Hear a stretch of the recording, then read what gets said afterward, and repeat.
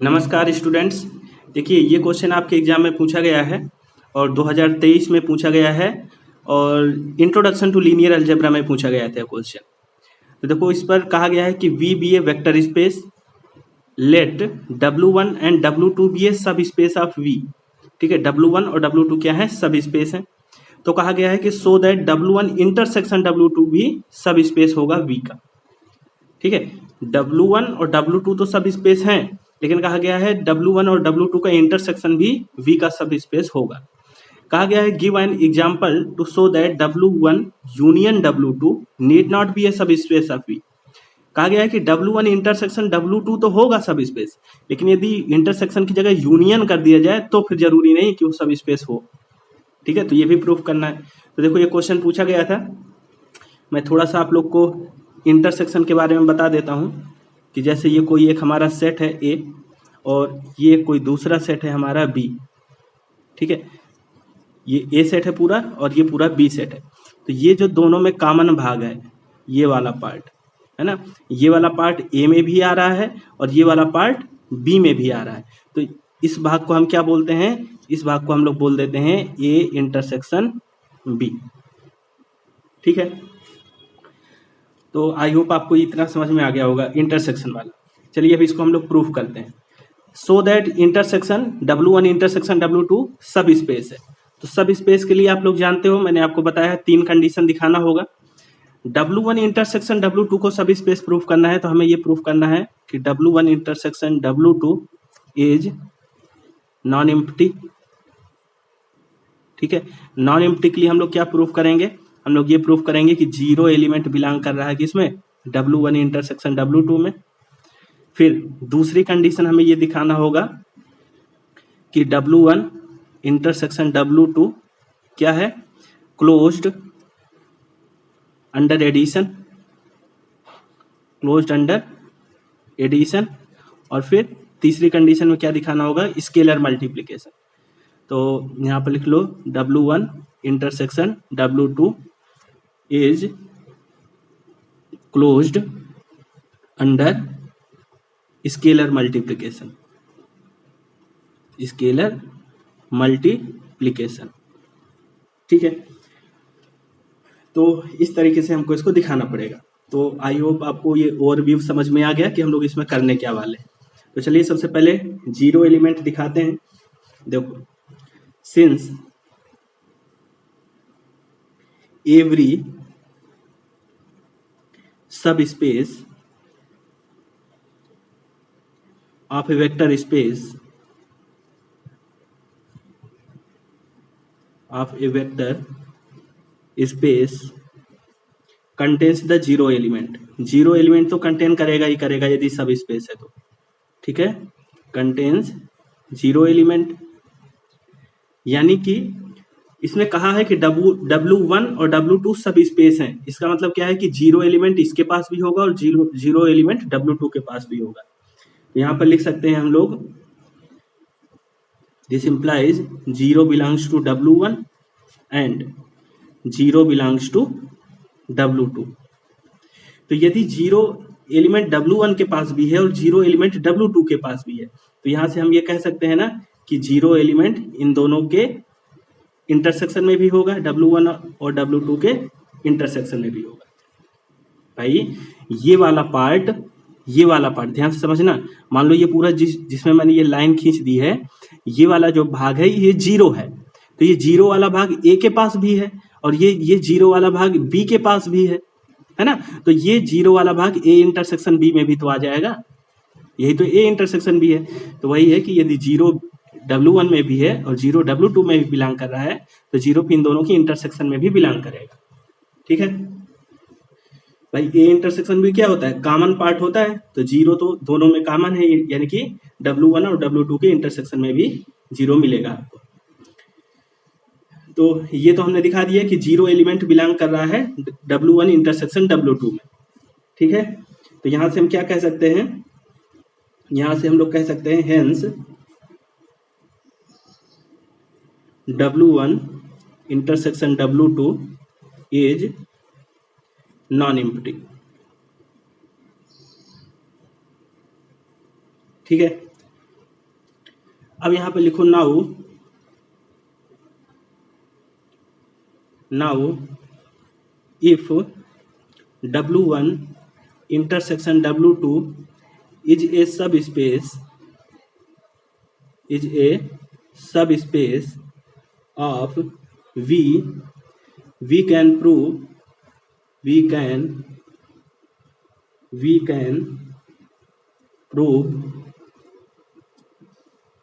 the closure property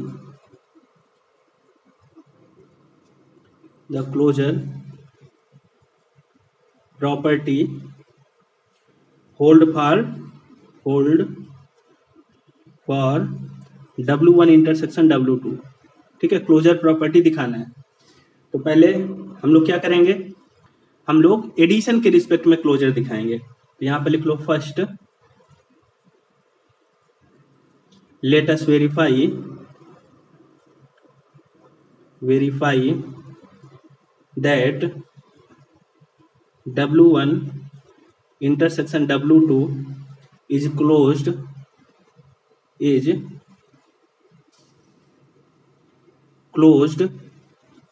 under addition, under vector addition। ठीक है, तो हम लोग क्या कर लेते हैं, दो वेक्टर ले लेते हैं, late x, y be any two vectors in W1 intersection W2, है ना। W1 intersection W2 से हमने दो वेक्टर ले लिए, x और y। तो देखो, यदि कोई एलिमेंट हमने इन दोनों की इंटरसेक्शन से लिया है तो क्या होगा, वो इसमें भी होगा और वो वही एलिमेंट इसमें भी होगा। यानी कि x y हमने W1 इंटरसेक्शन W2 से लिया है, तो हम ये कह सकते हैं कि x, y किस में होगा, W1 में भी होगा, एंड x, y किस में होगा, W2 में भी होगा। ठीक है, तभी तो इन दोनों की इंटरसेक्शन में आ रहा है x, y, है ना। हमने x, y W1 intersection W2 से लिया है, तो इसका मतलब इन दोनों W1 में भी होगा और W2 में भी होगा ये। ठीक है, अब ये W1 तो हमको कहा है कि सब स्पेस है, W1 तो हमको कहा है ना कि सब स्पेस है, ये तो हमको दे ही रखा है। ये देखो,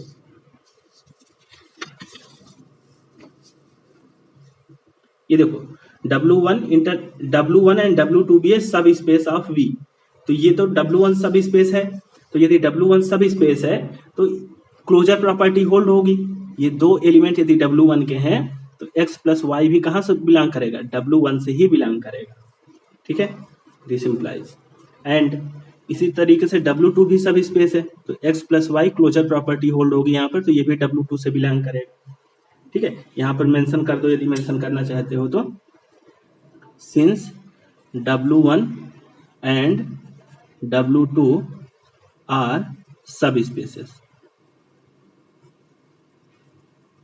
ठीक है, चलो देखो, अब x प्लस वाई W1 में भी है और x प्लस वाई W2 में भी है, तो इसका मतलब क्या है, इसका मतलब हम ये तो कह सकते हैं ना कि x प्लस वाई कहाँ बिलोंग करेगा, इन दोनों के इंटरसेक्शन में भी बिलोंग करेगा, क्योंकि दोनों में है।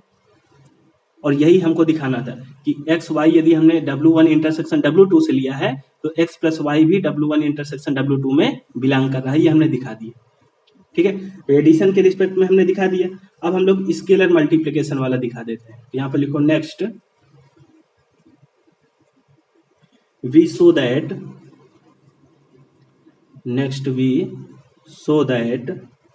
W1 intersection W2 is closed under scalar multiplication. Scalar multiplication में भी अब हमको इसको दिखाना है। तो स्केलर मल्टीप्लिकेशन में क्या करेंगे, एक वेक्टर लेंगे, तो x ले लिया हमने कहाँ से, W1 इंटरसेक्शन W2 से, और एक स्केलर ले लेते हैं, and let C be a scalar. ठीक है, यहाँ पर C को, ये C हमारा स्केलर है, C बी ए स्केलर। तो हमें ये दिखाना होगा क्लोज्ड अंडर स्केलर मल्टीप्लिकेशन में V मस्ट शो दैट कि जो सी एक्स है, सी एक्स ये बिलोंग कर रहा है कहाँ पर, W1 इंटरसेक्शन W2 में।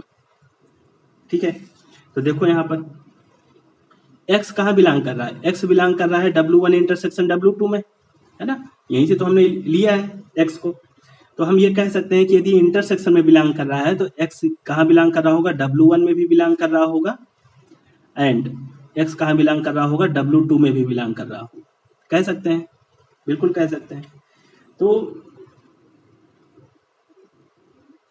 यदि x W1 में बिलोंग कर रहा है और W1 क्या है, ये तो हमें दे रखा है कि सब स्पेस है, तो W1 यदि सब स्पेस है तो W1 तो स्केलर मल्टीप्लिकेशन होल्ड करेगा, है ना, W1 closed under scalar multiplication होगा ही होगा।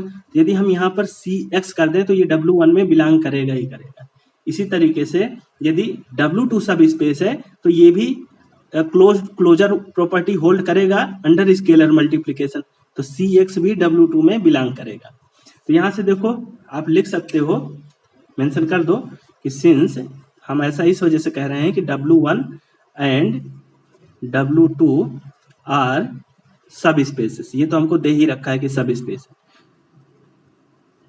ठीक है, तो यदि ये इसमें बिलोंग कर रहा है, Cx W2 में भी बिलोंग कर रहा है, तो Cx कहाँ बिलोंग करेगा, इन दोनों के इंटरसेक्शन में भी। ठीक है, तो यहां से हम ये कह सकते हैं कि we must show that Cx belong कर रहा है कहाँ, W1 इंटरसेक्शन W2 में, हमें शो करना था तो हमने ये शो कर दिया। ठीक है, तो क्लोज्ड अंडर स्केलर मल्टीप्लिकेशन भी हमने दिखा दिया।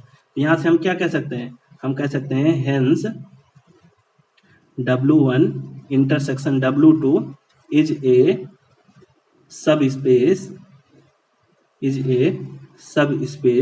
Of V।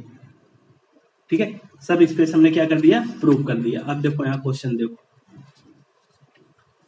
यहाँ पर कहा गया था कि ये show that W1 intersection W2 is a also सब स्पेस ऑफ V। तो ये तो हमने सब स्पेस दिखा दिया W1 इंटरसेक्शन W2 को। अब कहा गया है कि एक एग्जाम्पल लीजिए जिसमें ये दिखाइए कि यदि हम W1 यूनियन W2 करें तो वो जरूरी नहीं है कि सब स्पेस बने ही। तो यहाँ पर अब हम लोग एग्जाम्पल ले लेते हैं। देखो इस क्वेश्चन को तैयार करके ही जाना, यदि आप एग्जाम में इसको सोचोगे करने के लिए तो फिर नहीं कर पाओगे। तो चलो एक नेक्स्ट पेज पर चलते हैं और यहाँ पर लिखो now we give N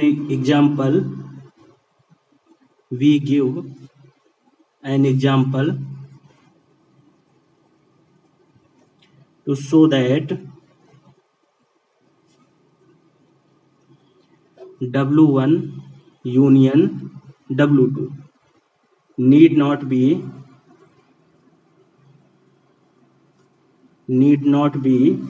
a subspace of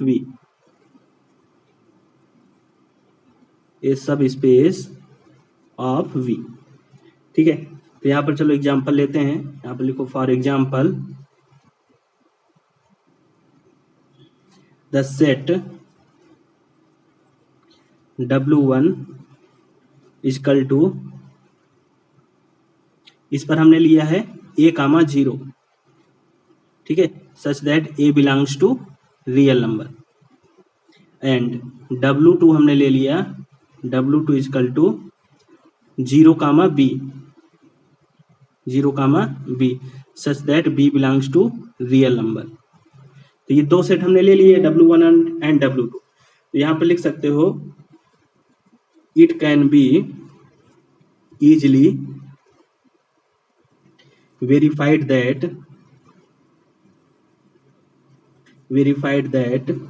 W1 and W2 are subspace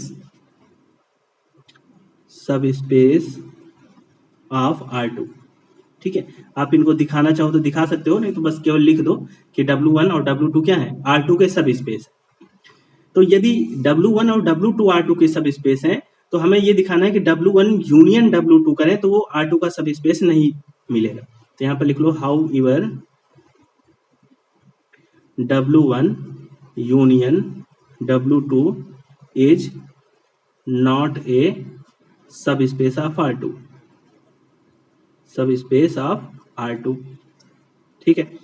because लिख दो क्यों नहीं होगा, it is not closed, it is not closed under vector addition, under vector addition, ठीक है। एग्जाम्पल लेकर के दिखाना चाहते हो तो दिखा दो। देखो W1 में क्या आ रहा है, A, 0, तो यानी कि हमने ले लिया 1, 0, कहाँ बिलोंग कर रहा है, W1 में बिलोंग करेगा। W1 में वही एलिमेंट आ रहे हैं जिसमें यहाँ पर तो कोई रियल नंबर हो सकता है लेकिन दूसरा एलिमेंट 0 होना चाहिए, तो ये W1 में बिलोंग करेगा। और W1 कहाँ आएगा, W1 सबसेट होगा, कंटेन होगा कहाँ पर, W1 यूनियन W2 में, है ना भाई। देखो जैसे मैं ये कह रहा हूँ कि ये आपका सेट है W1, ठीक है, यूनियन करना है हमें, और ये एक सेट है W2, ठीक है। तो W1 यूनियन W2 कौन सा सेट होगा, तो आप कहोगे कि सर ये पूरा सेट, ये वाला और इधर वाला, ये पूरा सेट जो है गोले के, दोनों गोलों के अंदर ये पूरा क्या कहलाएगा, ये पूरा जो मैंने इस तरीके से लाइन कर दिया है, ये पूरा सेट हमारा कहलाएगा W1 यूनियन W2, ठीक है। तो इस पूरे के अंदर W1 आ रहा है कि नहीं आ रहा, आ रहा है। तो वही है कि यदि W1 है ये, तो W1 कहाँ कंटेन होगा, W1 यूनियन W2 में कंटेन हो जाएगा। एंड इसी तरीके से 0,1 कहाँ बिलोंग करेगा, W2 में बिलोंग करेगा, है ना, क्योंकि W2 में वही एलिमेंट आ रहे हैं जिसमें पहला 0 हो और दूसरा कुछ हो सकता है रियल नंबर, तो ये W2 में बिलोंग करेगा। इसी तरह W2 भी W1 यूनियन W2 में कंटेन करेगा। W2 भी तो आ गया पूरे W1 यूनियन W2 में, तो ये हम लोग लिख सकते हैं यहाँ से। बट यदि हम यहाँ से इन दोनों को ऐड कर दें, 1,0 प्लस 0,1 कर दें, तो ये हमको क्या मिलेगा, 1,1 मिल जाएगा। हम लोग क्या दिखा रहे हैं, क्लोज्ड अंडर एडिशन दिखा रहे हैं। तो ये एलिमेंट W1 से, ये एलिमेंट W2 से, है ना, यानी कि ये एलिमेंट भी W1 यूनियन W2 का है और ये एलिमेंट भी W1 यूनियन W2 का है। तो यदि इन दोनों एलिमेंट को ऐड कर दो तो ये एलिमेंट जो आया ये does not belongs to W1 union W2। क्यों, क्योंकि भाई W1 यूनियन W2 में वही एलिमेंट आ रहे हैं जिसमें या तो पहला वाला एलिमेंट 0 होगा या दूसरा वाला एलिमेंट 0 होगा, लेकिन इसमें तो कोई भी 0 नहीं है, तो ये एलिमेंट W1 यूनियन W2 में नहीं आएगा, ठीक है। तो क्लोजर प्रॉपर्टी अंडर एडिशन यहाँ पर सेटिस्फाई नहीं हुई। तो इस तरीके से आप एग्जाम्पल लेकर के इस क्वेश्चन को दिखाओगे। तो ये क्वेश्चन जब आपने एक बार सॉल्व किया होगा पहले, तब आप एग्जामिनेशन में सॉल्व कर पाओगे, नहीं तो आपका वहां दिमाग नहीं चलेगा ये सब चीजें करने के लिए, ठीक है। तो इस क्वेश्चन को तैयार कर लीजिएगा, अच्छा क्वेश्चन है, रिपीट हो सकता है किसी भी साल में। तो आई होप कि ये क्वेश्चन आपको समझ में आ गया होगा। Thank you.